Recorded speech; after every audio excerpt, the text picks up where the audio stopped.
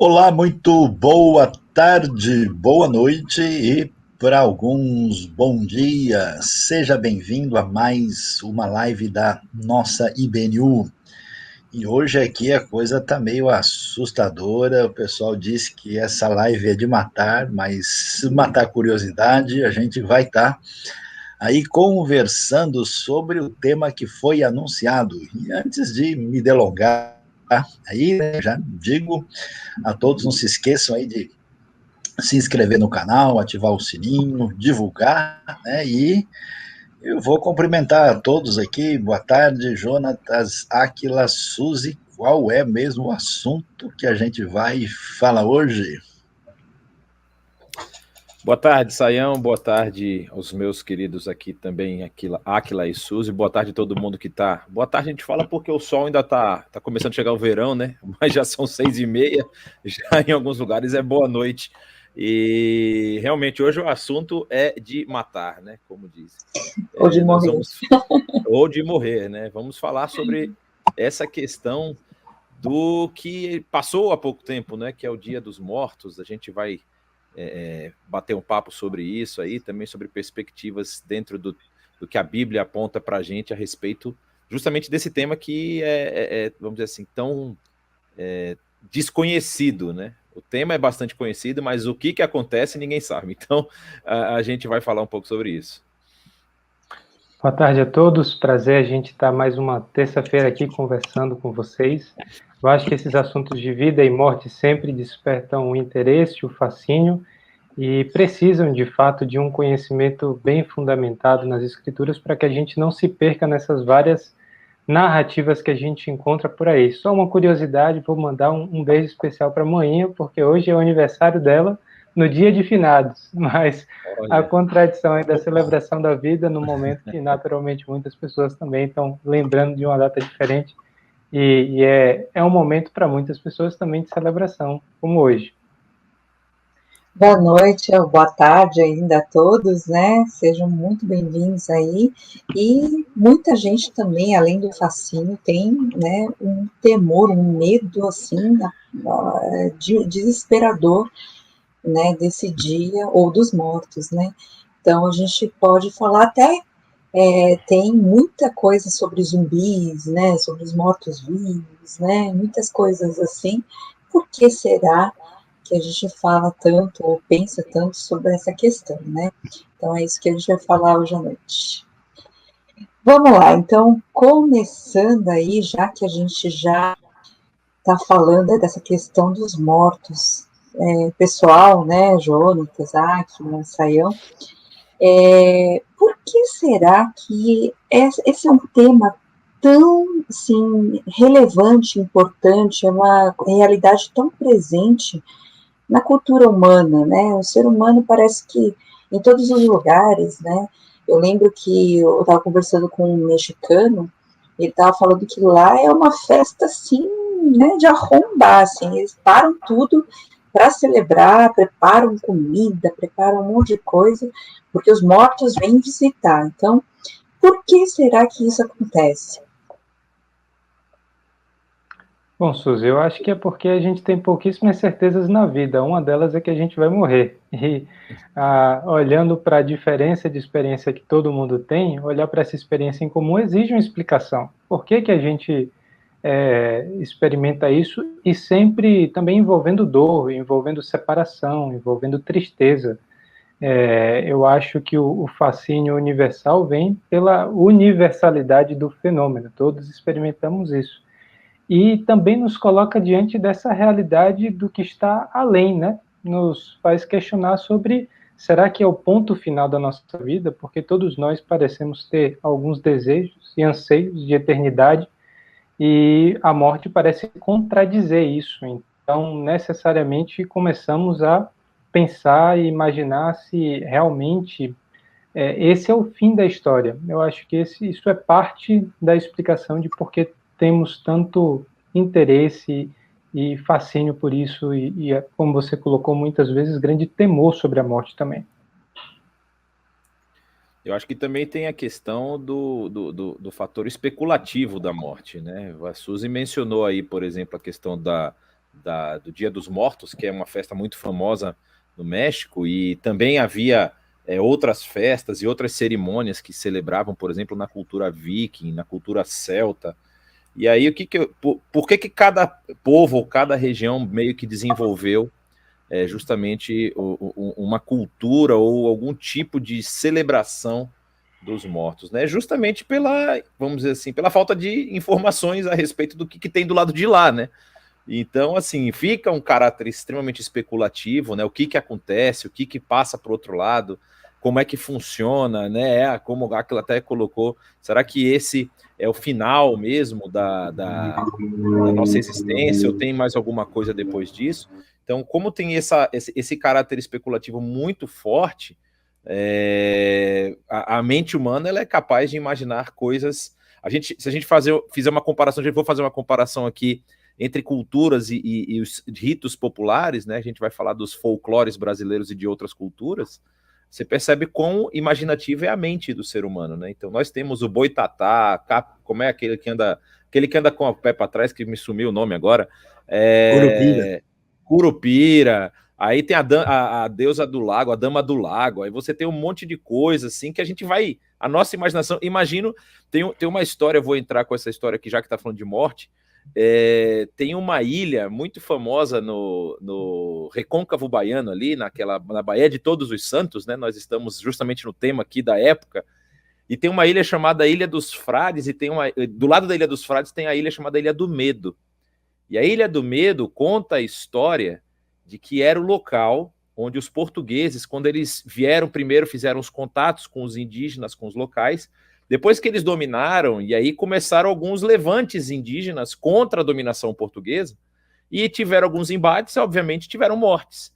E os portugueses lançavam os corpos nessa ilha. Eles pegavam... A ilha você não consegue chegar com embarcação que tem uma quilha muito profunda, tem que chegar com barcos mais rasos, e aí você encostava na praia da ilha e eles iam lá e jogavam os corpos. E, obviamente, a ciência sabe hoje que essa decomposição do corpo, quando ele está exposto, ele não estava enterrado, estava exposto, gera vários processos químicos ali, e alguns desses processos luminescentes.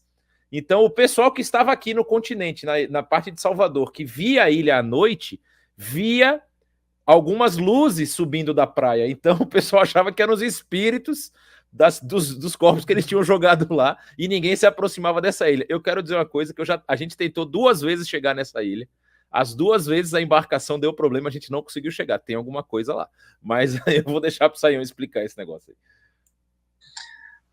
Rapaz, fiquei até com medo da ilha aqui, eu não sei nem o que eu vou dizer, né?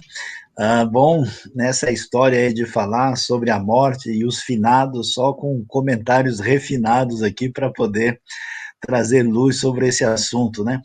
Mas eu estava pensando, né? Porque parece de fato, né, que a morte ela sempre traz esse elemento de uma certa estranheza, né? Eu me lembro, por exemplo, das reflexões aí de um filósofo como Martin Heidegger, né?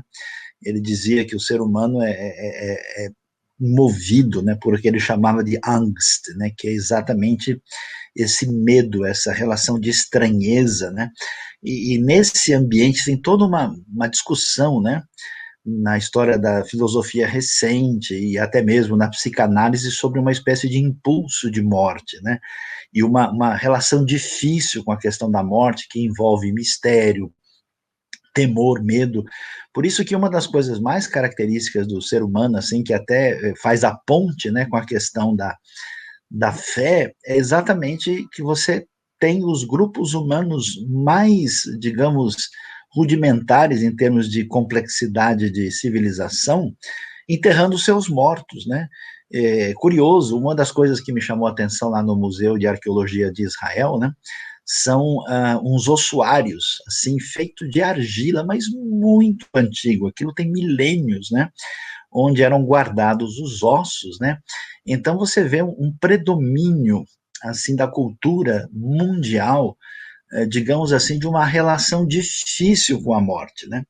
Essa relação difícil com a morte é curioso que, ao mesmo tempo que traz todo um medo, um pavor, um distanciamento, né, um sentimento de estranheza, aí que vem o lado meio assustador de hoje, tem um lado mórbido, né? E é curioso isso, como a gente vê esse lance do fascínio. Eu gosto de me lembrar, por exemplo, da civilização egípcia, né? O pessoal vivia em função da morte, né? Então, quer dizer, a vida de um egípcio era construir um caixão gigante chamado pirâmide, né? Para o faraó, que era um divino humano, né? E o livro dos mortos do Egito, né? A ideia da pessoa passar a vida toda pensando sobre isso, né? E é assustador como, diante dos mistérios várias culturas, por exemplo, praticavam sacrifícios humanos, né? Isso você vai ver na história dos moabitas, você vai ver na história de povos de cananitas em torno de Israel, né? E aí é uma coisa interessante, né? Que o pensamento bíblico, num primeiro momento, se distancia da morte, né? É uma coisa curiosa, porque como a galera era meio assim fascinada, parece que esse negócio de filme de terror é coisa antiga, né? Como todo mundo muito ligado com isso, na Bíblia existe uma ênfase de dizer que Deus é o Senhor da vida, né? Então, muitos, por exemplo, mandamentos do Antigo Testamento, da lei, eles tinham a intenção de ter uma postura de distanciamento daquilo que envolvia a realidade da morte, né? Então, realmente, uma coisa está clara, né? A morte não é trabalhada de boa na história da cultura, né? Ela tem sempre um ritual que acompanha o digerir da morte, né? Ela marca um amedrontamento, uma atitude difícil de lidar, o estranhamento está presente, e quando as pessoas se aproximam de uma maneira, eu diria assim, problemática, né?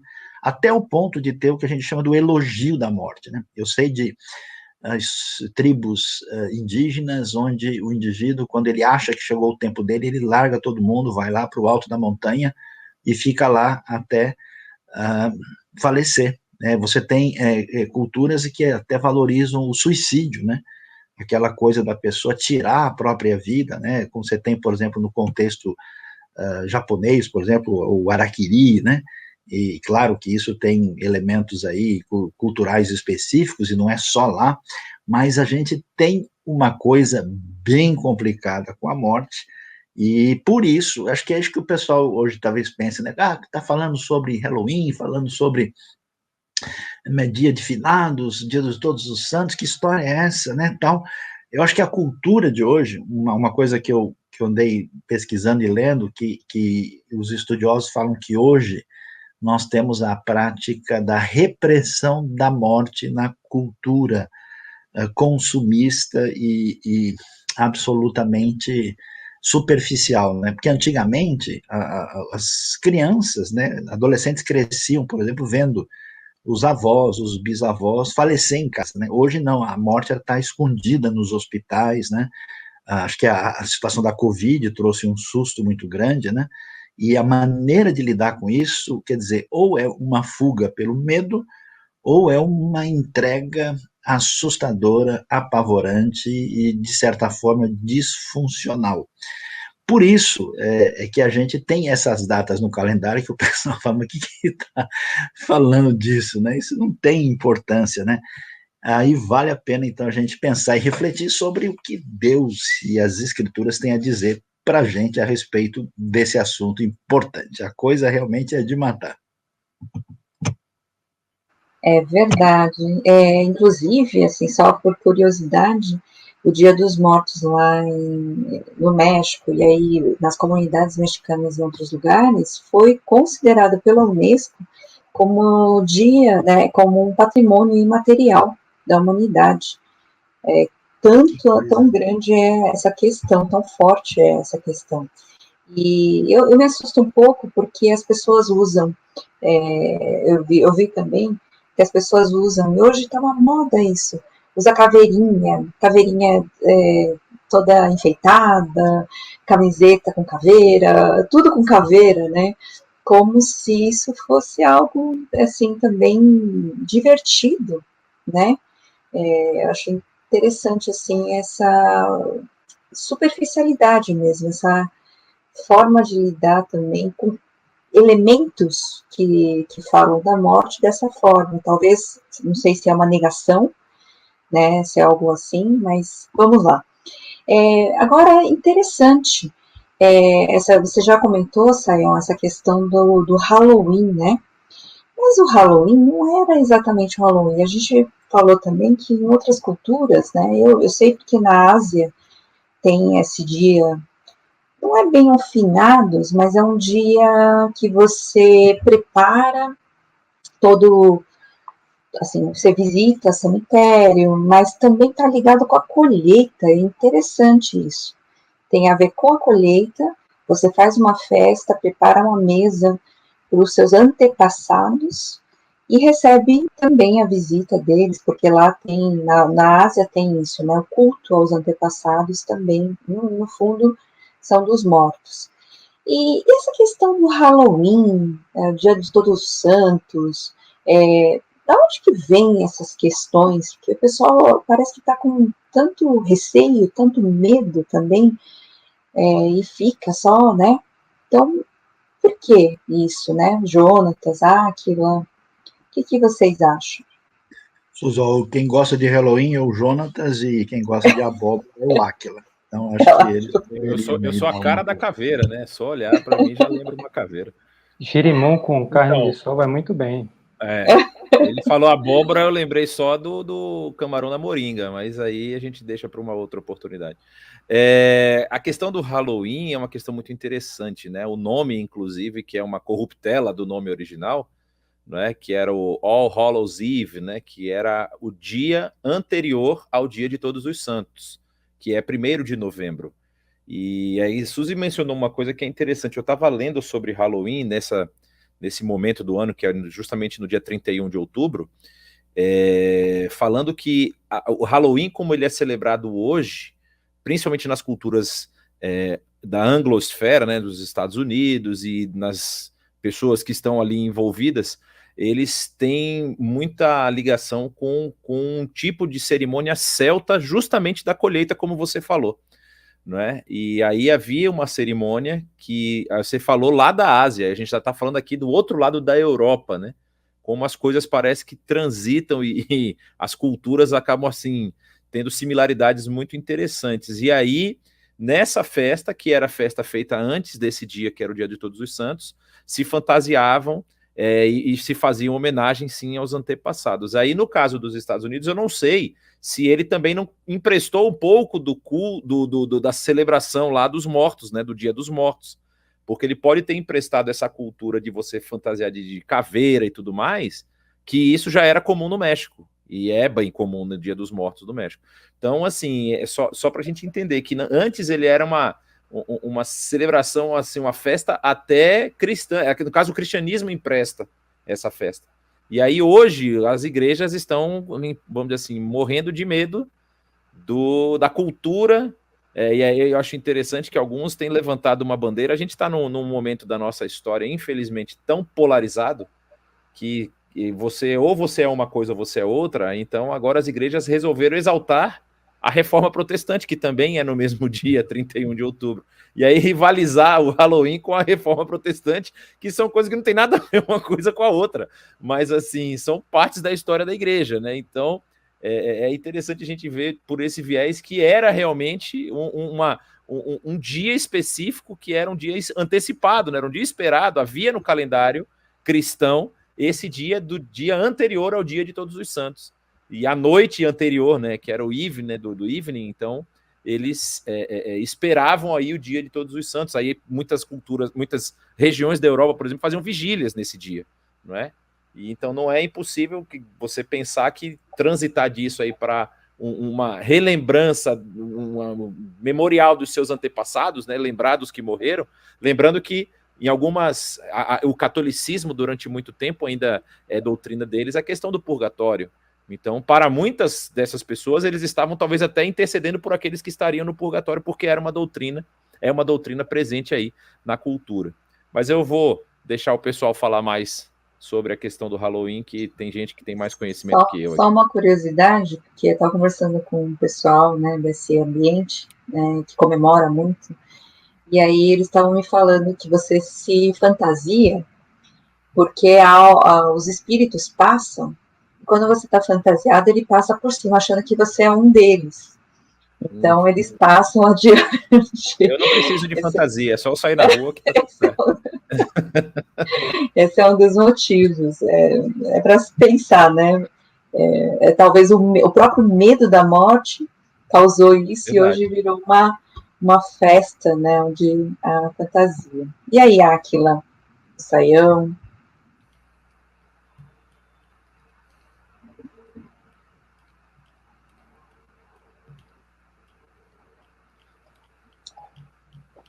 Na verdade, eu tinha essas informações colocadas daquilo que foi a migração de uma festa celta, foi assimilado como uma festa cristã também, com outro significado, né?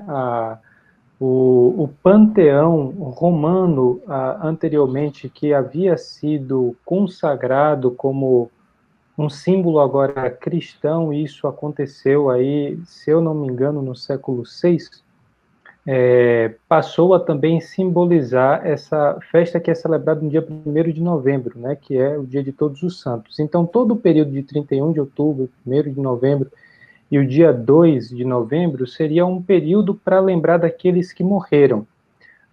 O Halloween seria uma espécie assim de lembrança mais generalizada, originalmente, a partir dessa perspectiva cristã, o dia de Todos os Santos, por aqueles que morreram e já estão no paraíso, já são santos, e o dia de finados seria, então, o momento de interceder ou lembrar, dependendo também da fonte que a gente consulta ou da tradição que se pertence, daqueles que morreram, mas não estavam completamente purificados dos seus pecados e por isso estão no purgatório, como a doutrina católica sustenta, né?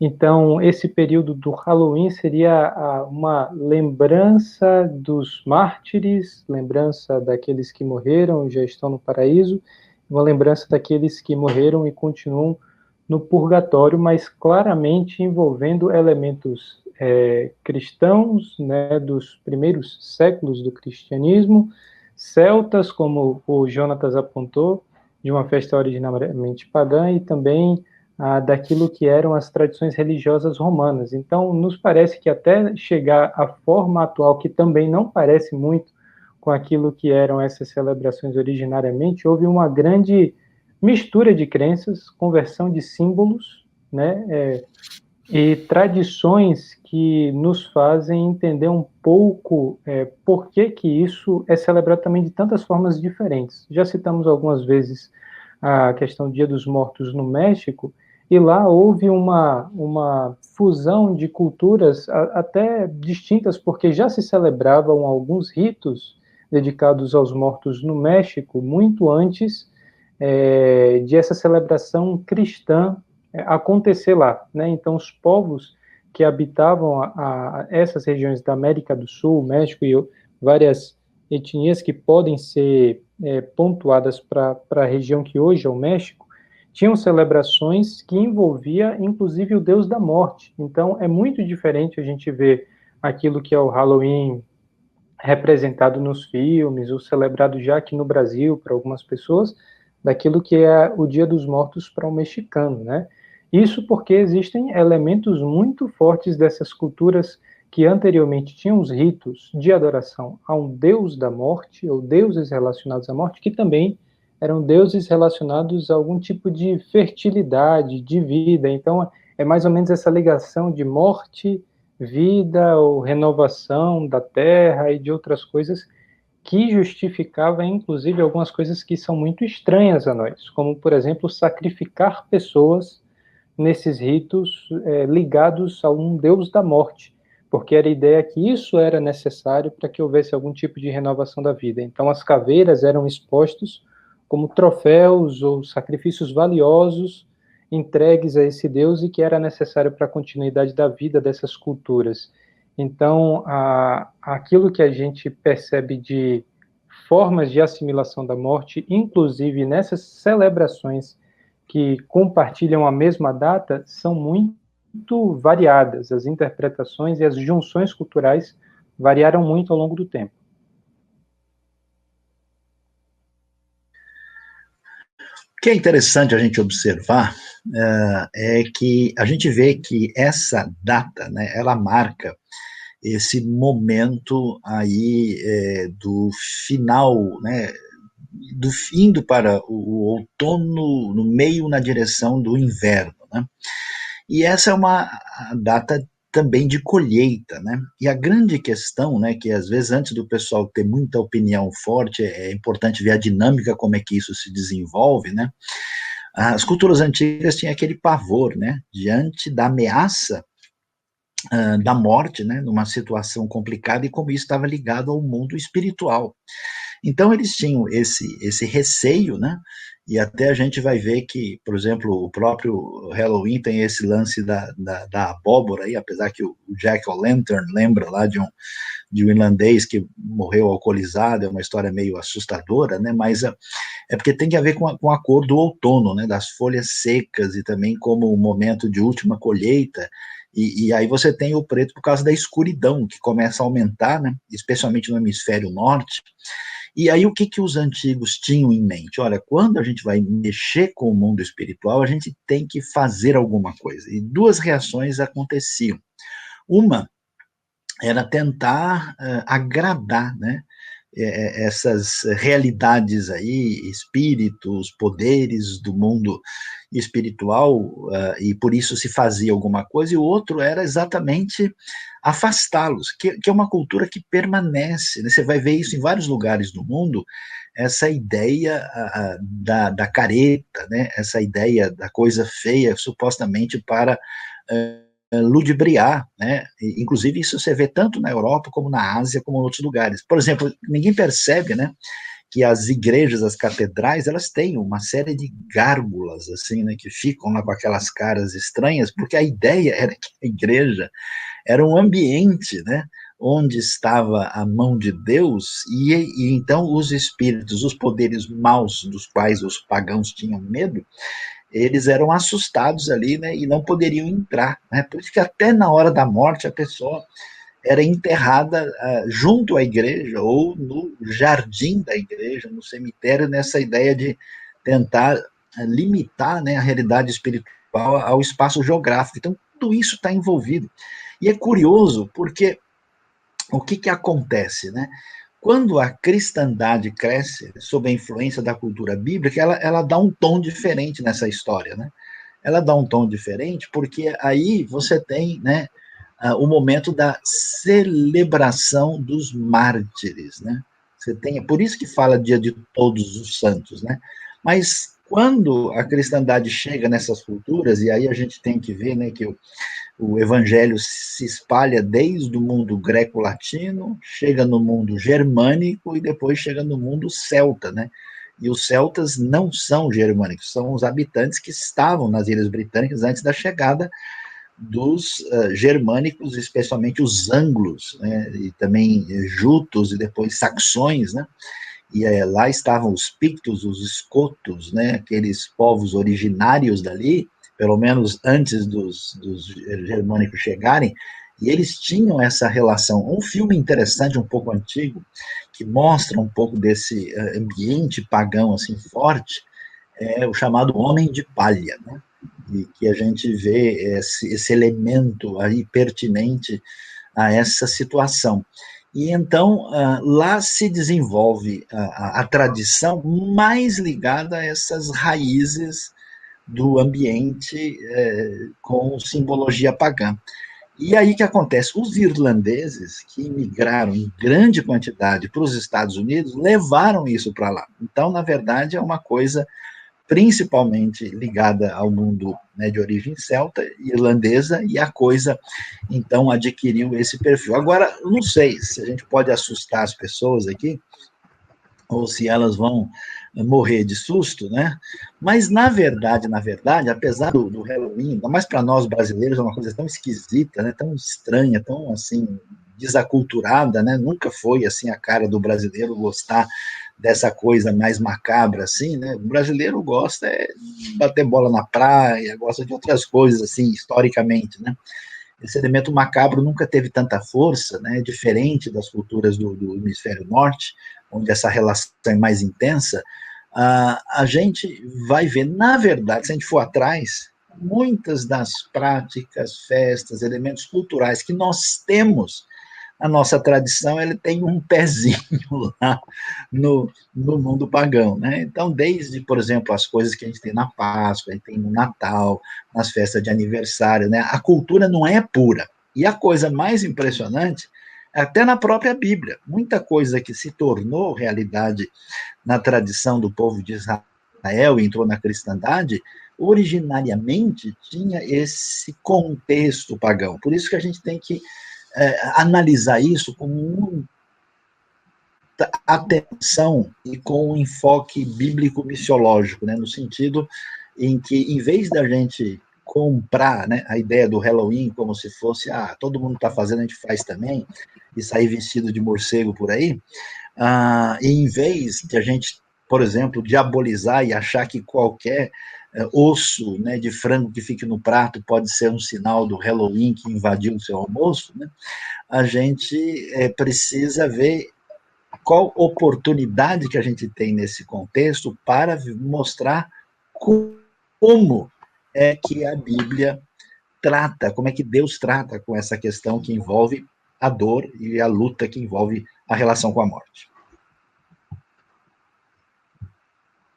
Muito bem, realmente é interessante essa questão, né, do Halloween, mas para a gente falar, a gente está falando sobre a morte realmente não é algo comum, normal para a gente, né? A gente, como cristãos, a gente parece que assim, a realidade de Deus, a gente entende essa realidade que não é a realidade que Deus colocou como algo, né, para ser vivido. Então, como a gente lida com a morte? Como a gente deve lidar com essa questão da morte? Porque parece que a gente tem uma eternidade, né, dentro do nosso coração, assim, parece que a gente quer, todo mundo busca isso.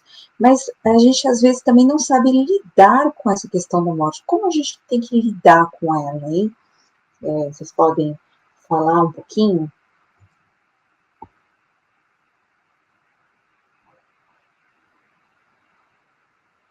Olha, Suzy, eu acho que, até voltando para a pergunta inicial sobre o porquê de tanto fascínio, ou tanto medo, mas tanto interesse em relação à morte, e juntando com a forma que acredito ser adequada de olhar para a morte também à luz da Bíblia, é enxergar que a morte nos coloca diante da finitude, o fato de que nós temos no coração a eternidade, mas nós não conseguimos alcançá-la.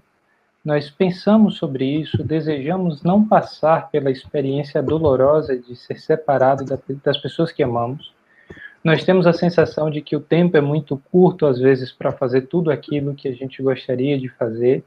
E o fato de que a morte também é imprevisível, não só nosso tempo é menor do que o esperado, mas a gente não sabe quando vai acontecer, nos coloca num ponto de vulnerabilidade, assim, de estar sujeito às coisas que nós não controlamos.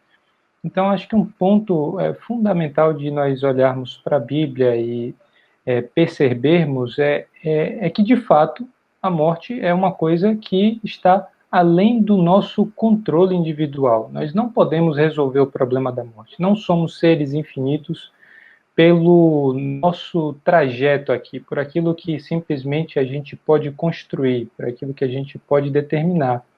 E isso nos coloca diante da necessidade de, se tivermos de alguma forma, o nosso anseio e até certo ponto no nosso coração a necessidade atendida, isso vem como uma dependência divina, isso vem como uma dependência de Deus. Então a morte, nesse sentido, ainda que ela em si não seja boa, ela nos coloca diante de um questionamento que pode sim ter uma resposta muito positiva, que é: eu sou um ser completamente finito e dependente, eu preciso da ação divina. E uma outra coisa aí, tem vários elementos que a gente com certeza vai pontuar, mas só para trazer a nossa reflexão agora é também não romantizar a morte. Como você colocou, tem muitas pessoas que lidam com a morte como se fosse algo que pudesse ser suavizado, ou até mesmo tornado em algo positivo. A gente pode brincar com os elementos da morte, a gente pode achar que ela não é um problema, assim. E a forma como a Bíblia lida com isso é como um inimigo. A morte é um inimigo a ser vencido, é o último inimigo a ser vencido, como Paulo coloca em 1 Coríntios 15, e a gente precisa enfrentar o problema de frente. É dolorido, parece ser antinatural, porque ela não foi uma coisa que veio a fazer parte da nossa existência como todo o resto.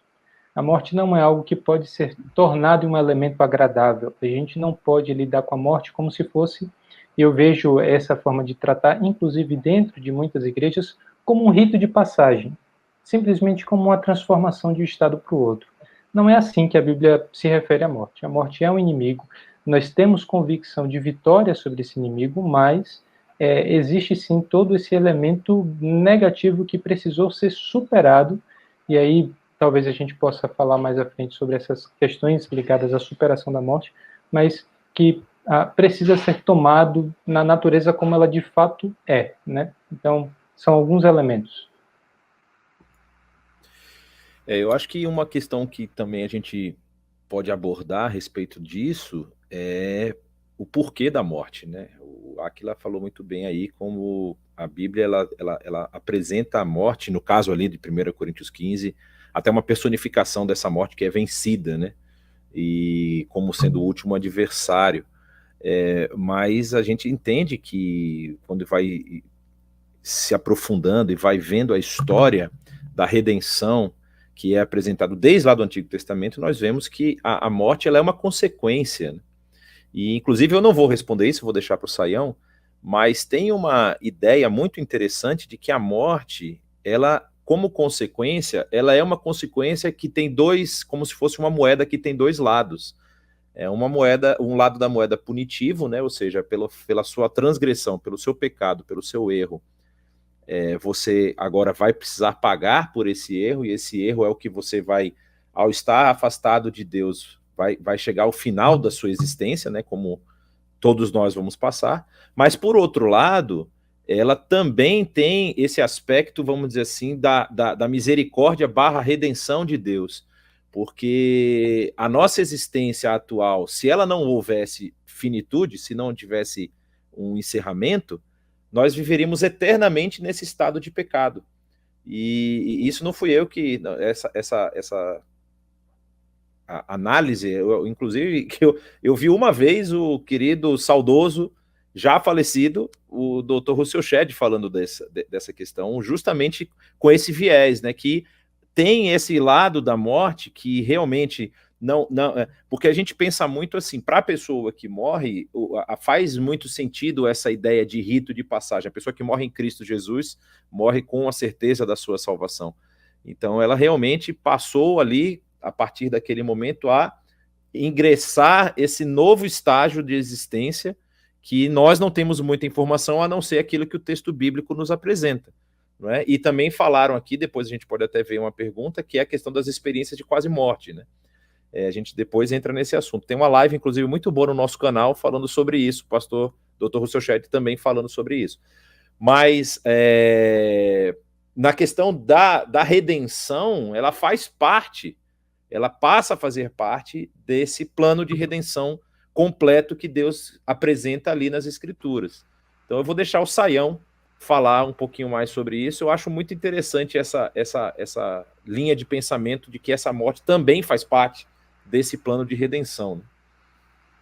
Eu acho que antes de Saião falar, eu queria só colocar como que a realidade, a morte é uma realidade, a gente não pode negar isso, né? É uma realidade que a gente vive, a gente viu muito mais de perto aí na pandemia, mas eu acho que também tem a questão do luto, de você enfrentar essa questão que é uma realidade, não é uma ilusão, não é algo, né, que a gente consegue passar, é uma certeza, né? Então a gente precisa aprender a lidar com isso, aprender realmente a realidade dessa morte, e também precisa viver o luto. Eu já vi muita gente que assim nega, né?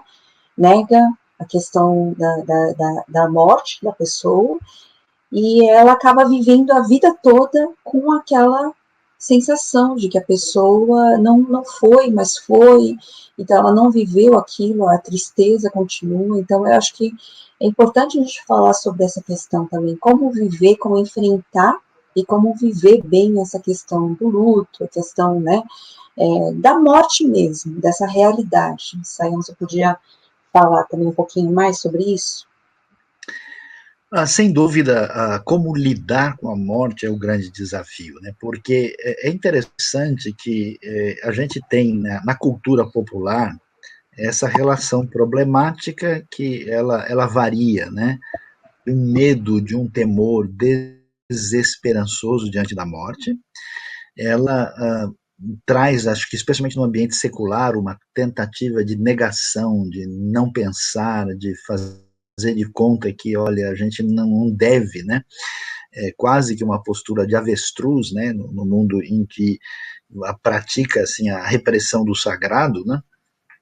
E a gente tem, ao mesmo tempo, essa coisa em que se desdobra, além de um ritual religioso, onde as pessoas de fato têm uma relação problemática com a morte, como que não aceitando, então eles fazem negociações com entidades, eles buscam contato com os mortos, eles fazem rituais assim que se distancia, por exemplo, da proposta bíblica, né? É interessante como a proposta bíblica é curiosa sobre isso, né? Enquanto muitos, por exemplo, veneram ancestrais, eu achei interessante visitando um país do Oriente Médio, eu descobri que lá na região os mais idosos vêm a falecer e eles são sepultados na casa, né? E o pessoal sepulta e cimenta ali, e simplesmente o vovô está dormindo no quarto de baixo, né? É uma coisa assim diferente, né? E traz para a gente uma ideia que eu vejo curioso na Bíblia, porque o jeito da Bíblia pensar também não é como um ocidental moderno, como as pessoas imaginam, né? A gente tem um distanciamento complicado em relação à morte e não sabe lidar com isso. O que a Bíblia faz? É interessante, ela trata a morte com naturalidade, nesse viés duplo que o Jonatas mencionou, né, que o Áquila também antecipou, a Suzy também tocou aí, falando sobre essa realidade que a morte está ligada à nossa relação de ruptura para com Deus, ela é vista de maneira negativa, ela é confrontada por uma postura de esperança da solução desse conflito, e ao mesmo tempo ela marca a plenitude da fragilidade humana, né? E a pergunta que a gente faz, o ser humano, mesmo sem pecado, um dia teria que ter um desfecho dessa condição natural, frágil da parte nossa aqui. Então, a Bíblia faz o quê? A Bíblia tem uma teologia do lamento, né? A cultura do Israel antigo tinha a famosa presença das carpideiras, né? O que Jesus fez no sepultamento de Lázaro? Jesus chorou, né? Então, é muito importante lidar com a morte do ponto de vista dessa capacidade de digerir isso do ponto de vista psicológico e espiritual. Porque as pessoas despreparadas realmente não lidam com isso, porque não pensam, não têm expectativa. E quando aquilo acontece, eu já participei de sepultamentos assim, difíceis demais, onde a maioria das pessoas não tinham qualquer reflexão ou ideia sobre aquilo, então é um desespero total, ou então uma atitude de fuga, que eu acho que a mais grotesca que acontece é o que nós temos na cultura de hoje, que é, vamos dizer assim, a postura de chacota da morte, que eu acho que é um problema dessa cultura popular do Halloween, onde você meio que trata isso com essa atitude zombeteira, com essa atitude que é uma fuga que a gente compreende, né? A gente entende o movimento da cultura para lidar com isso, mas é uma fuga nada sábia, né? Você está lidando com aquilo que é o seu checkmate de uma maneira assim a trabalhar com elementos de zombaria, né, que não chega a lugar algum. Então, que a gente tem? A gente precisa ter uma atitude de solidariedade, de saber chorar com os que choram, de ter uma postura talvez diferente de muita gente que diante da morte começa a explicar um monte de coisa, e ao mesmo tempo, isso que é impressionante na Bíblia, né? Você tem não só a cultura de saber conviver com a finitude e a morte, como no mesmo texto de João 11, onde Jesus chorou, existe a proclamação da ressurreição. Jesus fala, né, ali sobre a ressurreição do último dia, lá em João 11, 25, e depois Lázaro vem para fora e ele ressuscita. Então, a coisa especial, e o que faz a gente ter coisas assim na nossa tradição, né, que hoje se perdeu, faz tempo que eu não ouço um cântico contemporâneo sobre a morte, porque nós estamos praticando a repressão da morte, né? A gente tem hinos famosos, né, como o Fim da Lida Terreal, né, muito além desse mundo além, nesta vida tão gloriosa eu me encontrar, né, ou hinos que de fato celebram, né, a esperança e a vitória sobre a morte, que a gente vê com clareza na expectativa cristã, né, especialmente aí na revelação neotestamentária e aquela coisa tão espetacular do Apocalipse, bem-aventurados, felizes são os mortos que agora morrem no Senhor, que as suas obras os acompanhem. Então, a gente tem uma coisa interessante, uma relação adequada com os antepassados. A gente evoca a memória deles. Eles estão conosco. Por exemplo, Hebreus 11 é a galeria dos mortos, né? Aliás, a interpretação inadequada de Hebreus 11 é que gerou aí o negócio de todos os santos, né?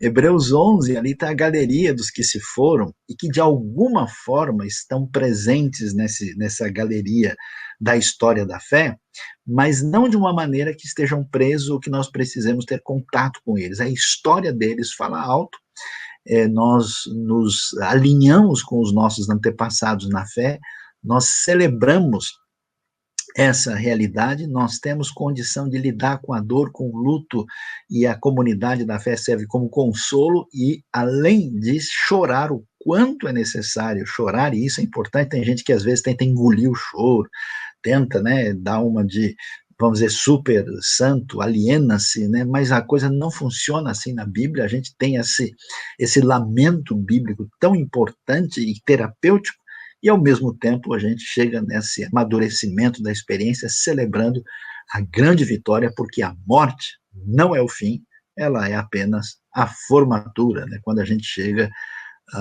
do lado de lá. Saião, surgiram algumas perguntas aqui, a gente vai começar a ver, por causa também do horário. Uma das perguntas é justamente sobre aquela questão do que eles chamam de experiência de quase morte, né?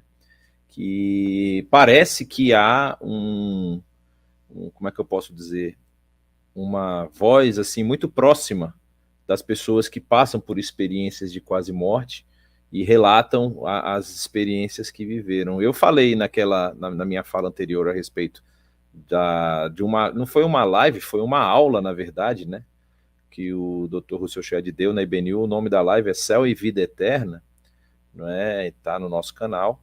E ele comenta um pouco sobre isso, mas aí a gente trazendo para a nossa discussão aqui, para o nosso bate-papo, o que a gente pode falar, por exemplo, sobre as pessoas que tiveram experiências assim e relataram o que sentiram, o que viram e o que estava do outro lado. Até porque, como a gente já mencionou, a gente tem muito pouca informação exata e precisa do que tem lá. Apocalipse nos faz uma descrição dos novos céus e nova terra, né, gloriosa e grandiosa, mas a gente até tem estudo sobre Apocalipse no nosso canal também, a gente sabe que tem muita simbologia envolvida ali, e essas pessoas trazem uma coisa até certo ponto mais concreta, vamos dizer assim, porque elas estão falando da experiência delas. Então, o que a gente conhece disso, o que a gente pode mencionar a respeito disso? Bom, Jonatas e todos os nossos queridos aí, a gente recomenda, né, essa mensagem do Dr. Shedd, que está na glória, né, sobre o céu, está aí no canal da IBNU, já está disponibilizado. Tem uma outra mensagem muito boa, o que será depois da morte, em Lucas, acho que capítulo 16, que é trabalhada e que pode ser também apreciada por todos.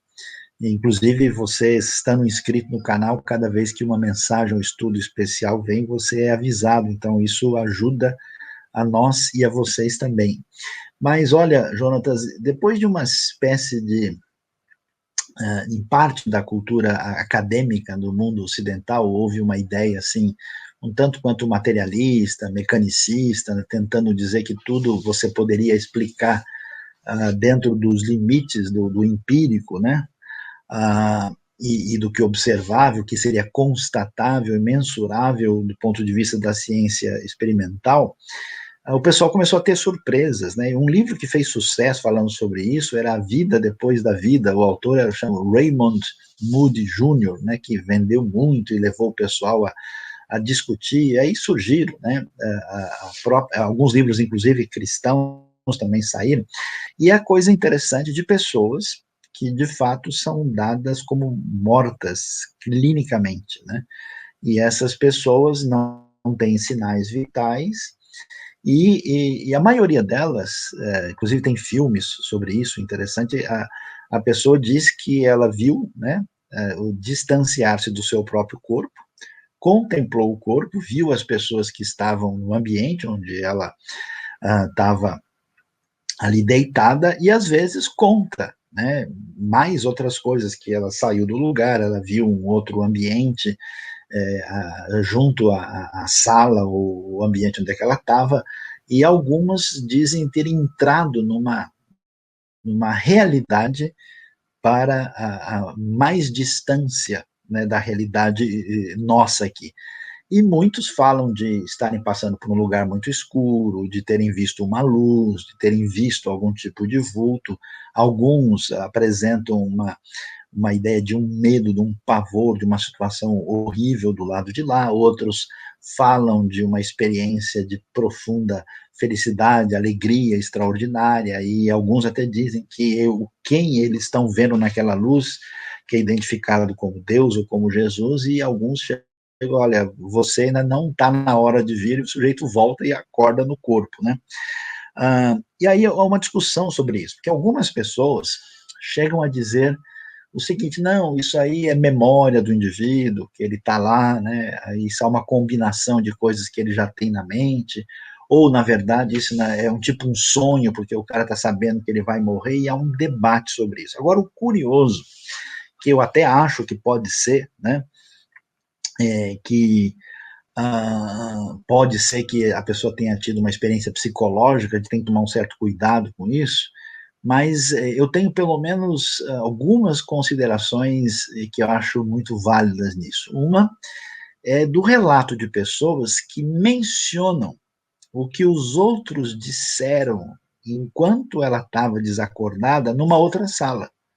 Então a pessoa está lá, né, ali falecida, e aí os seus parentes estão do lado de lá, e na outra sala, e ela então foi lá. Isso a gente sabe que é absolutamente impossível de acontecer, né?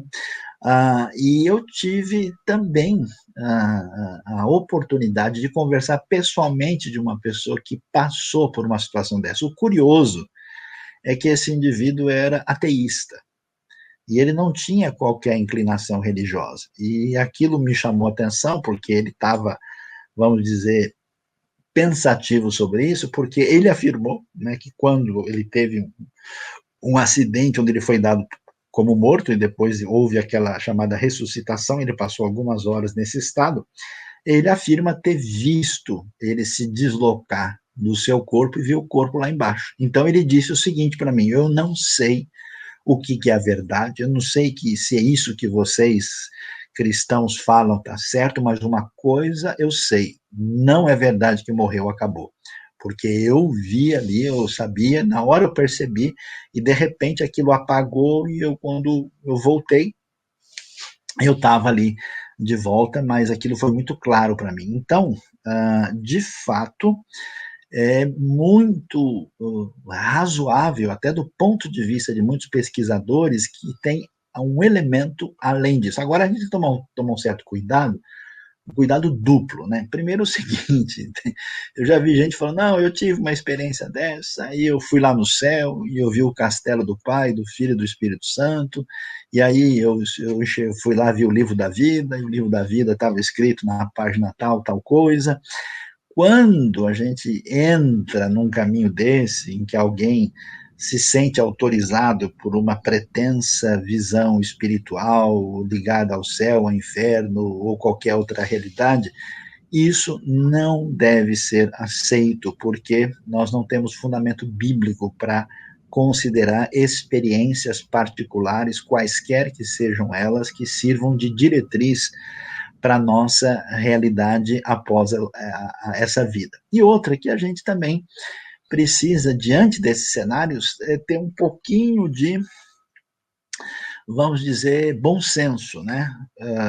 Porque há certas coisas que podem ser uma experiência real, mas quem está vendo, interpretando e dizendo que aconteceu é um indivíduo comum que pode, nesse contexto, fazer alguma interpretação ou achar que a luz equivale a A, B ou C, porque tudo que passa pelo elemento humano, né, merece sempre um ponto de interrogação por causa da nossa limitação. Então, nunca faça dessas coisas uma diretriz absoluta para a vida, mas que isso é uma realidade, na minha opinião, com certeza, acredito realmente que seja. Uma pergunta para os nossos especialistas em Antigo Testamento. O Osmar questiona a motivação, ou qual é a motivação de José quando faz os israelitas jurarem levar seus restos mortais para serem sepultados na terra prometida. E não só é o caso de José, em outras passagens a gente vê o fato de que eles eram sepultados, os patriarcas, numa localidade específica.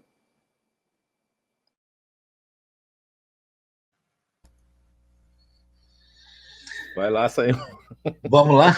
Ok, então se alguém quiser falar. Então, uma coisa interessante é que a nossa cultura, ela é uma cultura individualista, né? E que também não entende, às vezes, a importância de um símbolo concreto e a sua relevância dentro da realidade cultural e teológica completa. Então, o que acontece? No Antigo Testamento, você tem essa ideia de que nem na morte você pode ser separado da comunidade, né? Para gente que não está nem aí, o cara se desliga da família, se desliga da igreja, faz o que ele bem quer, vai. Isso é muito estranho, né? Mas o negócio é que você faz parte do povo, né? Então, quando um patriarca vai falecer, alguém morre na época dos patriarcas, diz o texto que ele foi reunido ao seu povo. Por isso, essa questão da sepultura envolve a coletividade, né? Uma coisa que a gente até mantém, esse negócio, né, do sepulcro da família, isso que eu falei do Oriente Médio, do pessoal morrer e continuar por ali, né, evoca essa época, né? E, portanto, o que a gente tem? A gente tem lá, né, a sepultura de Abraão e de Isaac, né? E aí a pergunta é, como é que o Jacó vai ficar separado, né? Você tem até hoje em Israel, lá em Hebron, né, que é o lugar da lembrança do sepultamento, o lugar dos patriarcas, e você tem até das matriarcas, né, que também são lembradas lá, né? Nós temos aí, né, Sara, Rebeca e Raquel. Então, esse primeiro elemento está aí. O segundo é que, assim, o Egito é muito complicado, né? Tem que lembrar disso. É outra realidade, a maneira como se vê os mortos. Então, além do valor que tem a terra de Israel no contexto da aliança abraâmica, você tem essa questão da coletividade e você tem aí o fato de que a maneira de sepultar os mortos, seu significado é totalmente diferente. Então faz todo sentido, né? E aí esse tipo de postura no texto. Aliás, a tradição judaica leva isso tão a sério, né? O respeito pelos mortos, a diferença do paganismo, que toda hora vai lá, mexe no cemitério, põe a mão no osso, não, aquilo é inviolável, né? Aquilo é separado, aquilo é um lugar de impureza. Toda a proposta da lei no Levítico, né? Você não pode se envolver com nada que represente o perigo da morte Então, você não pode tocar num cadáver, quem fizer isso tem que passar por uma situação de purificação, né? Toda essa base de higiene que a gente descobre mais tarde tem muito presente nessa tradição hebraica antiga, né? E aí, consequentemente, o que acontece? Isso em Israel ficou tão forte que até hoje eles têm, digamos, cemitérios especiais, e o mais especial de todos está no Monte das Oliveiras. Por quê? Porque o sepultamento e a maneira como isso é lidado com tanto valor, ele evoca a esperança na ressurreição. E como o Monte das Oliveiras é o lugar mais especial, assim, no sentido da vinda messiânica vitoriosa, os judeus religiosos acreditam que quando a ressurreição chegar, quem estiver no Monte das Oliveiras vai ressuscitar primeiro, né? Vai ser a ala VIP da eternidade e vai sair na frente. Né? Não tem nenhum texto bíblico, mas só para a gente ver o valor e a importância, a relação que isso tem na questão da morte. Diferente, por exemplo, né, do que acontece na cremação, né? A cremação, ela parte do pressuposto na sociedade ocidental mais prático, né? Na sociedade, por exemplo, indiana, a cremação é a ideia de liberar o espírito logo da prisão do corpo para ele voltar para a reencarnação o mais rápido possível, né? O que não é uma ideia bíblica, como a gente sabe, de jeito nenhum. Agora, já que a gente... Tem um elemento, só vou falar um negócio, que é uma coisa tão interessante que o Sayão mencionou, que a pergunta ali, que envolve tanto Jacó como José, né, na questão dos ossos do Egito, e a gente lembra que na volta de Jacó, quando ele volta de Labão, lá da terra de Padã Aram, para a região onde ele vai se estabelecer depois, que é ao sul da região de Israel. Depois ele vai para o Egito, quando os filhos dele buscam ele lá, que José já está lá, já tinha sido vendido, já tinha sido colocado como chefe.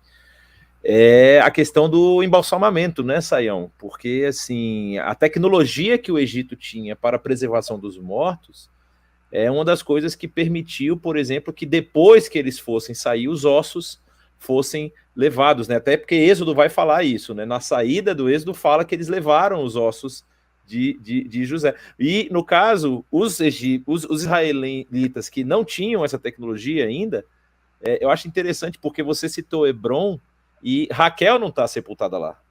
Raquel está sepultada em Belém, não é?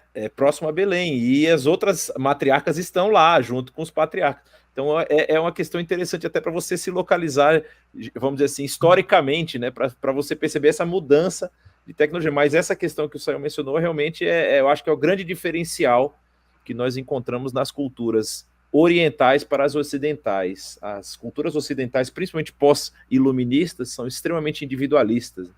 Elas apontam muito para o indivíduo, para a satisfação do indivíduo pessoal, enquanto nas culturas que são culturas mais comunitárias, você não é ninguém fora da sua comunidade, você não é ninguém sozinho, você é parte de um todo. Isso eu até mencionei numa das minhas aulas, eu nem me lembro qual foi a aula que eu mencionei, mas eu me lembro que eu mencionei isso, quer dizer, eu não lembro qual foi a matéria que eu estava dando que eu mencionei isso, mas eu falando sobre por que essas culturas perduram na história, né? Por que você tem tradições como o judaísmo, como outras tradições históricas, e hoje você não tem uma cultura romana propriamente dita, você tem os reflexos da cultura romana, que foram abraçados por outras culturas. Você tem o reflexo da cultura grega, mas você não tem mais hoje uma grande cultura grega, vamos dizer assim, como era descrita pelos historiadores antepassados, né? Isso sucumbe por conta, talvez, até dessa visão mais individualista, em contraste com a visão social, com a visão comunitária que tem as culturas orientais. Pode falar, Suzy. Não, eu ia falar um pouquinho sobre isso. Os orientais, em geral, realmente têm essa cultura, né? Tudo é em comunidade, inclusive os mortos estão lá dentro e são sepultados ou próximos ou na terra natal, né? É muito normal, comum você voltar e pedir para ser enterrado na terra natal, né? Apesar de estar mudando um pouquinho. Agora, essa questão, Sayão, já que a gente está falando aí do Dia dos Mortos, dessa questão, e o cristão, como ele tem que lidar com isso, né? Assim, já que a gente pensa no Dia dos Mortos aí com essa questão de presença de espíritos, essa fantasia, né, que as pessoas até usam para afastar os espíritos, será que isso já não seria um motivo suficiente para os cristãos não participarem ou rejeitarem? Como é que tem que ser a nossa postura nessa questão? Olha, Suzy, isso nos leva ao ver a realidade, por exemplo, da igreja primitiva, né? Onde você está num ambiente onde tudo está contaminado. Então, num certo sentido, o cristão não participa de nada dessas coisas, de modo porque ele não tem essas convicções, pelo menos eu espero, né, que ele não tenha medo de fantasma, que ele não tenha medo dos mortos, que ele não acredite em nada disso e não tenha qualquer envolvimento direto, intencional com essas coisas, como um participante realmente ativo. Isso realmente não tem cabimento em nenhum aspecto, né?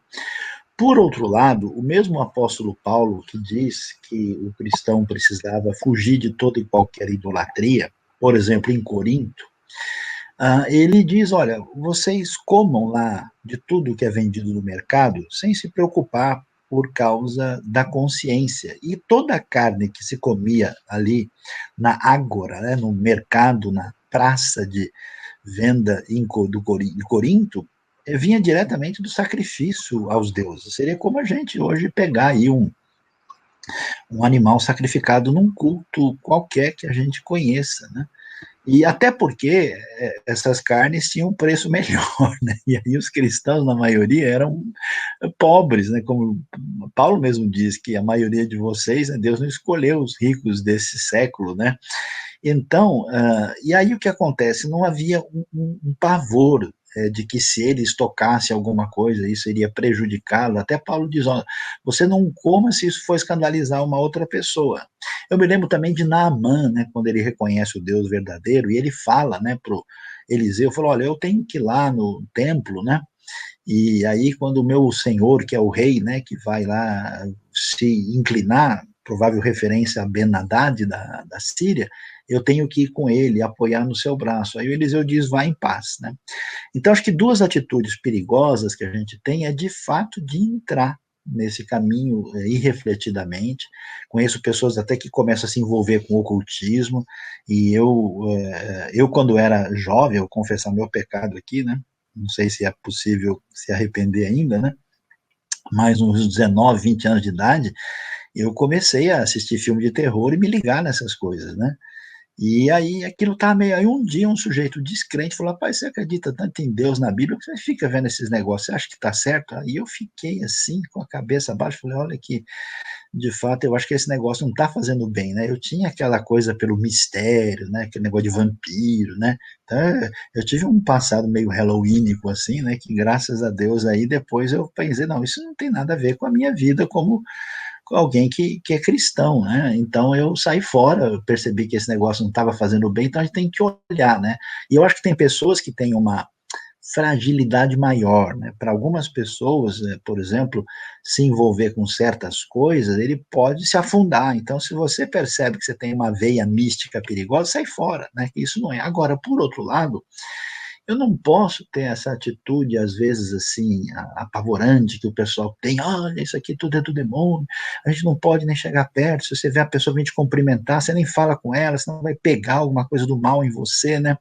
Porque não era essa a atitude da igreja primitiva. A nossa postura deve ser a que Paulo tem, né? Ele chega em Atenas, lá num monte de altares gregos, e chega lá e vê um Deus que não tinha a ver com o Deus da Bíblia. Eles tinham medo, né, de vários deuses, e tinha um Deus que eles chamavam de desconhecido. Ó, se ficar algum de fora, para que ele não ficar bravo com a gente, Paulo chega lá, em vez de quebrar os altares e falar que aquilo ali é do demônio, que aquilo tem coisa, ele fala, eu vim falar sobre esse. Ele achou uma ponte para anunciar o evangelho. Então, numa época como essa, quando as pessoas estão, vamos dizer, saindo da atitude de escapismo e lembrando da realidade da morte, eu acho que é uma oportunidade da gente anunciar o evangelho. Então, por exemplo, se alguém chega na sua casa lá e fala, olha, eu vim aqui pedir doce, não tem problema você dar um doce para a pessoa, vai lá e dá uma palavra de evangelho, ou pode até orar, pela pessoa, ou cria uma ponte, em vez de você, tipo, partir para cima da pessoa, né? Ou se alguém está fantasiado e vem falar qualquer coisa para fazer uma brincadeira, isso não vai pegar em você. Então, eu acho que tem um grupo de pessoas que entra, assim, numa polêmica desnecessária, né? Além do que é sábio, e você não vê isso no Novo Testamento, né? Os discípulos lá, né? Por exemplo, imagina Paulo e Barnabé chegam lá, quando vão visitar Listra, Icônio e Derbe, e os caras falam o quê? Que Júpiter e Mercúrio desceram até nós. Imagina se fosse o pessoal, não, como assim Júpiter? Não, vamos cancelar esse negócio agora. Não tem mais nada, eu não sou Júpiter, coisa nenhuma, nem Mercúrio. Agora, quando eles partiram para cultuar e trouxeram mesmo ali sacrifício, falaram, não, peraí, agora o pessoal realmente está precisando de... Então, você tem que ter esse equilíbrio, né, de usar a oportunidade para pensar sobre a realidade da morte e entrar com aquilo que o evangelho pode fazer de diferença e abençoar as pessoas, né, e ter uma atitude, claro, sóbria, né, de não entrar de cabeça em qualquer caminho ocultista, porque isso certamente não tem nada a ver com a proposta bíblica e da palavra de Deus. Eu discordo aí com o Saião só de uma coisa, quando ele diz que se alguém vier pedir doce aqui, você tem que dar. Eu não, porque vai acabar os meus doces, eu fico com os meus doces aqui em casa. Saião, tem uma pergunta muito boa, é assim, eu nado com um sorrisal na mão. Tem uma pergunta muito interessante aqui, que envolve justamente hoje, né, que é o dia 2, dia de finados. Muitas pessoas têm o costume de visitar, né, fazer uma visita ao túmulo das pessoas que foram enterradas, da sua família e tudo mais. E para algumas pessoas isso pode soar meio como se fosse realmente um culto aos mortos, né? Ou uma celebração em homenagem, eu não sei exatamente como pontuar isso aqui. E aí tem a mesma pessoa, faz a outra pergunta, foi a Elizabeth, fez as duas, que eu acho que você pode aí, tem essa questão de você chegar lá e fazer... ir ao túmulo, e tem muita gente que aproveita esse dia até para limpar, né? Porque como o cemitério não é algo que a gente costuma passar todo dia, pode juntar poeira, cair folhas de árvores e coisa tudo. Tem muita gente que faz uma limpeza no túmulo. E também tem o caso daquelas pessoas que, quando vão almoçar, chamam a família e colocam um prato para o falecido, né? Deixa lá o espaço do falecido. Como é que a pessoa, ou como é que nós devemos, vamos dizer assim, biblicamente pensando, lidar com esse tipo de atitude, né? Nós devemos continuar praticando isso, ou isso é uma questão cultural? Como é que você vê isso aí? Olha, Jonatas, de fato, as posturas são diferentes, né? Então, tem gente que vai lá só visitar o túmulo como uma espécie de memória honrosa, né, dos antepassados. Tem gente que acredita na possível ajuda para as pessoas na realidade espiritual, então eles lá acendem uma vela, fazem alguma prece, algum ritual, achando que isso vai ajudá-lo. Tem outras crenças que sugerem que se você for e fizer, seus antepassados vão ajudar você, não é você que ajuda, é você que é ajudado. Então eles entendem que esse elemento honroso, isso é mais comum no Oriente, né, vai garantir a sua caminhada aqui, né? E algumas culturas e rituais, de fato, têm até o costume de levar alimentos e fazer algum tipo de celebração. Raramente você tem uma coisa que é efetivamente culto aos ancestrais, como se fosse uma adoração, mas existe, vamos dizer, algo que chega perto de uma veneração. Então, se você é um cristão autêntico, é claro que isso não cabe para nós, isso não tem fundamento bíblico, ninguém vai, né, aí numa atitude como essa. Agora, se você está num ambiente em que eu estive num país da Ásia uns anos atrás, dando uma série de estudos numa região onde isso era muito comum. Eu tinha uma pessoa em crise lá, porque ela falava, olha, o meu esposo, né, faz isso, ele tem que ir, isso é uma coisa exigida na nossa cultura, se eu não for, significa como se eu tivesse dando um tapa no rosto, né, da família dele, né, e a questão da honra dos pais, dos avós, é algo muito sério, e aí eu tenho receio, se eu for, eu estou, né, desobedecendo a Deus, e se eu não for, eu vou ter um conflito com o marido, com a família, com toda a sociedade. Então, nesse sentido, é algo que você tem que ter uma relação de equilíbrio. O meu conselho é que a pessoa vá e esteja socialmente presente, mostrando uma atitude de solidariedade e de reconhecimento, sem se envolver em nenhum ritual religioso, né? Esses dias alguém me chamou, por exemplo, olha, o Sayão, me ajuda aqui, alguém me convidou, por exemplo, para ser padrinho numa cerimônia, numa igreja que não é nossa, uma igreja que tem outra tradição de ensino, você acha que está errado? Eu falei, bom, se você vai ser o padrinho ou a madrinha, né, segundo essa tradição, você vai ter a oportunidade de ensinar sobre a fé para essa pessoa. A responsabilidade do pessoal lá é outra, né? E aí, então, a gente tem muito uma mentalidade, Jonatas, Suzy, Áquila, que tudo que pegar na gente contamina. Tudo vai. A gente tem que pensar um pouco diferente. Quer dizer, eu sou luz, eu vou entrar num ambiente e lá eu é que vou trazer a influência, não é eu que vou ser contaminado. Por isso é interessante que no Israel antigo, muita coisa que fazia parte do mundo pagão, quando Israel entrou em contato, ele transformou aquilo, trazendo uma ressignificação. Então, por exemplo, se eu vou num ambiente desse, e eu conheço igrejas e comunidades que fazem isso com muita atenção, eles estão presentes, por exemplo, num dia como esse, eles estão ali para consolar as pessoas, eles estão oferecendo ajuda, né? Uma vez eu fui convidado para falar num ambiente onde as pessoas tinham perdido todos os seus entes queridos, inclusive filhos, jovens, né? E eles estavam dizendo o seguinte, olha, tem um pessoal de um grupo místico que diz que os nossos filhos estão aparecendo lá. E eles estão querendo conversar com a gente está com dúvida sobre a questão da morte. O senhor pode nos ajudar a entender sobre a morte? E eu fui lá, num ambiente, inclusive, que nem era religioso, para falar sobre esse tema. Então, a gente tem que, talvez, perder um pouco dessa paranoia mística e entender que a gente pode entrar no ambiente, porque as pessoas que estão lá são seres humanos, né? Feitos à imagem e semelhança de Deus, com dor no coração, buscando respostas, e a gente pode fazer diferença, né? E agora, claro, isso tem um limite, né?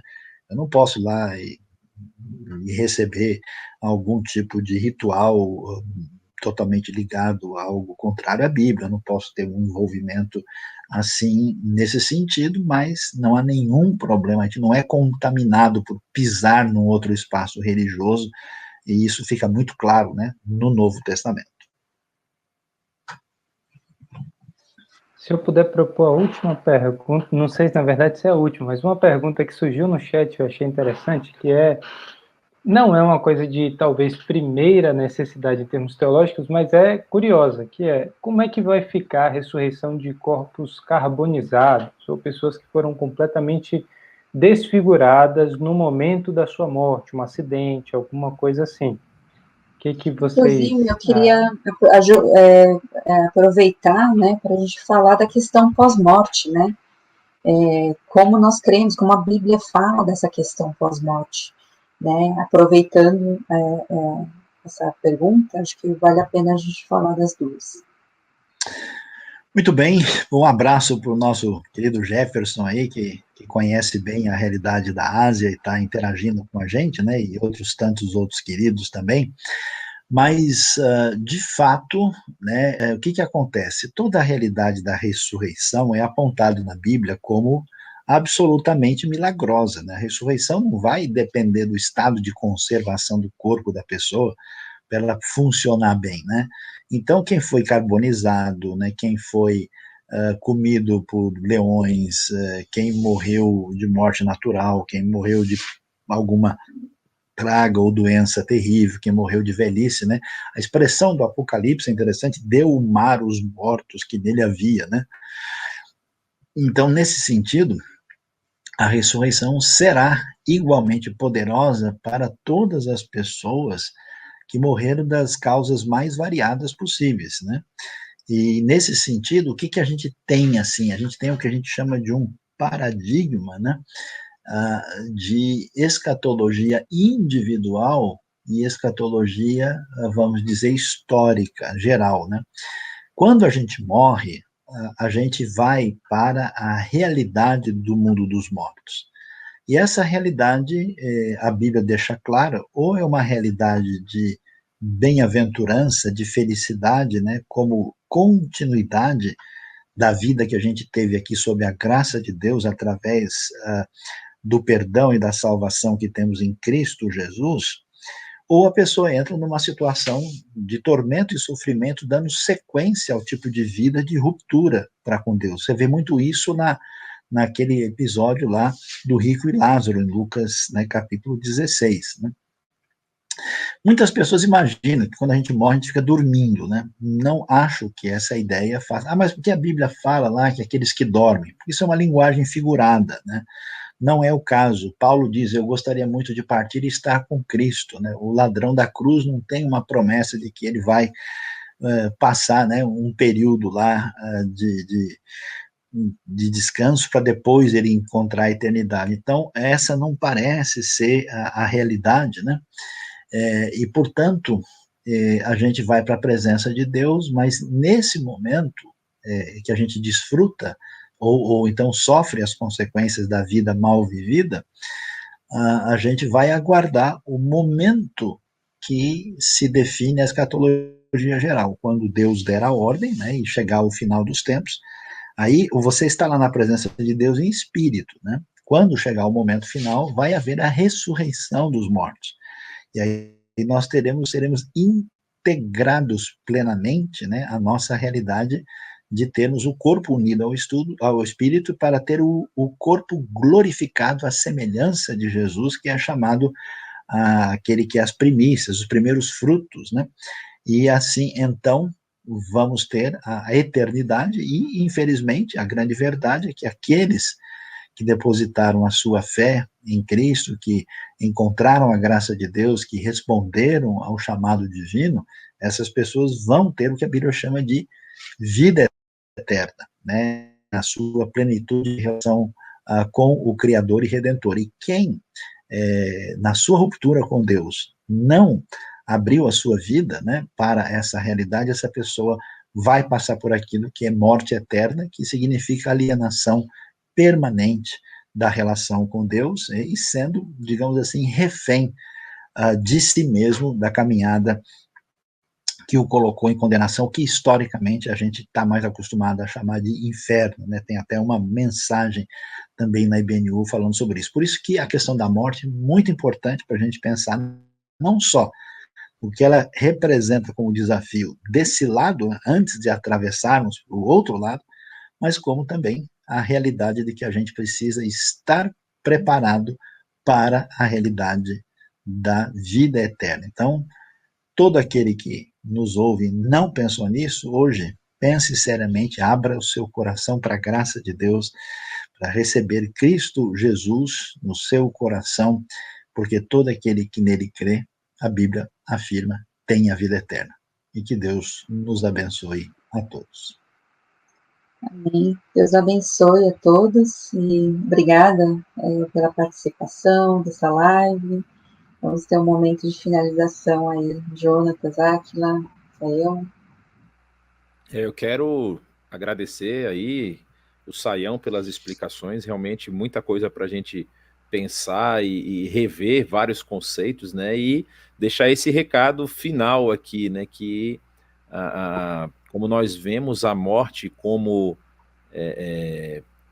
não como uma personagem na história, mas como um acontecimento, a Bíblia nos fala que ela vai ter um fim, não é? E esse fim, esse marco final que representa aí a completude dessa redenção que nós lemos no Novo Testamento, na Bíblia como um todo, mas principalmente também ali no Novo Testamento, no livro do Apocalipse, que mostra essa vitória final do reino de Deus, o momento que nós temos é agora, né?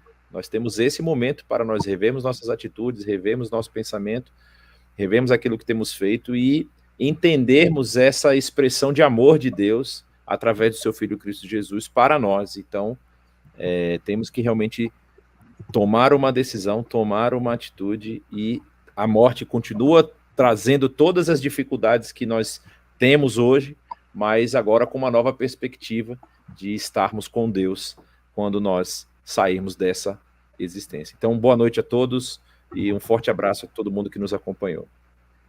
Bom, falar sobre a morte é importante, mas bom mesmo é falar sobre a ressurreição. E o centro da mensagem do Evangelho é a ressurreição de Cristo. Se Cristo não morreu, nada do que a gente crê faz sentido e nós somos dignos da mais profunda piedade dos outros, como coloca Paulo em 1 Coríntios 15. Na verdade, aquilo que é a ressurreição de Jesus é o que dá sentido para tudo que a gente vê na mensagem do Evangelho, na pregação dos apóstolos, e é o coração da esperança cristã, que nós passaremos pela ressurreição, venceremos com Cristo a morte e herdaremos com ele todas as coisas, como co-herdeiros, como Paulo também coloca em Romanos, e isso nos dá um sentido de vida completamente diferente. Os sofrimentos que nós experimentamos agora não estão na mesma escala de comparação com aquilo que nós experimentaremos a partir da glória da ressurreição, e por isso nós nos alegramos quando lembramos da morte, porque ela também nos lembra da ressurreição do nosso Senhor Jesus.